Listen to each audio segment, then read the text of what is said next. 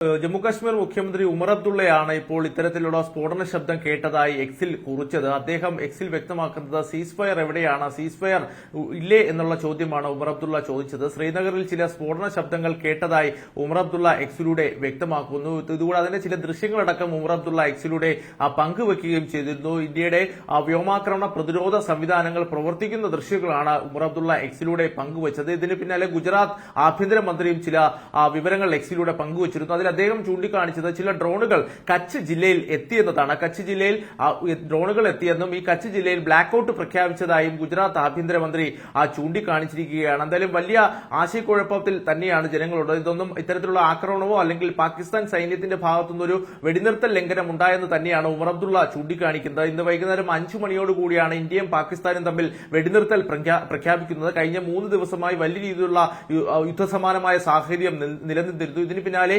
കൂടിയാലോചനകൾക്കും ചർച്ചകൾക്കും ഒടുവിലാണ് രാജ്യങ്ങൾ തമ്മിൽ ഒരു വെടിനിർത്തൽ പ്രഖ്യാപിച്ചത്. ഉച്ചയ്ക്ക് 3:35 തന്നെ പാകിസ്ഥാന്റെ ഒരു കോൾ ഇന്ത്യക്ക് വരികയും ഈ ചർച്ചയിലാണ് വെടിനിർത്തൽ നിർത്താനുള്ള തീരുമാനമുണ്ടായതെന്നും ഇപ്പോൾ നേരത്തെ തന്നെ വിദേശകാര്യ മന്ത്രാലയം വ്യക്തമാക്കിയിരുന്നു.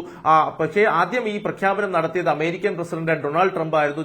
ഡൊണാൾഡ് ട്രംപ് ഇരു രാജ്യങ്ങളെയും അഭിനന്ദിക്കുകയും അതുപോലെ തന്നെ ഇരു രാജ്യങ്ങളും തമ്മിൽ കൃത്യമായി വാർത്തകൾ ഇത്തരത്തിൽ വെടിനിർത്തൽ നിർത്തുവാനുള്ള തീരുമാനം ഉണ്ടായെന്ന് അറിയിക്കുകയും ചെയ്തിരുന്നു. പക്ഷേ ഇന്ത്യൻ വിദേശകാര്യ മന്ത്രാലയം വ്യക്തമാക്കുന്നത് ഇന്ത്യയും അതുപോലെ തന്നെ പാകിസ്ഥാനും നേരിട്ട് നടത്തിയ ചർച്ചകൾക്കൊടുവിലാണ് ഇത്തരം ഒരു തീരുമാനത്തിലേക്ക് എത്തിയതെന്നും ഈ മാസം 12 അടക്കം കൂടുതൽ ചർച്ചകൾ നടക്കുമെന്നുമാണ് ഇന്ത്യൻ വിദേശകാര്യ മന്ത്രാലയം വ്യക്തമാക്കുന്നത്. പാകിസ്ഥാൻ പ്രധാനമന്ത്രിയും അതുപോലെ തന്നെ പാകിസ്ഥാൻ വിദേശകാര്യമന്ത്രി അടക്കം ഇക്കാര്യങ്ങൾ വ്യക്തമാക്കിയിരുന്നു. പക്ഷേ 4 മണിക്കൂറുകൾക്കിപ്പുറം ജമ്മു കാശ്മീരിൽ ചില പ്രകോപനം ഉണ്ടാകുന്നു തന്നെ ജമ്മു കാശ്മീർ മുഖ്യമന്ത്രി ഇപ്പോൾ ചൂണ്ടിക്കാണിക്കുകയാണ്. അതുപോലെ തന്നെ ഗുജറാത്ത് ആഭ്യന്തരമന്ത്രിയും ഇത്തരത്തിലുള്ള ഡ്രോണുകൾ കച്ച് ജില്ലയിൽ എത്തിയെന്നുള്ള റിപ്പോർട്ടുകൾ അദ്ദേഹം സ്ഥിരീകരിക്കുന്നുണ്ട്.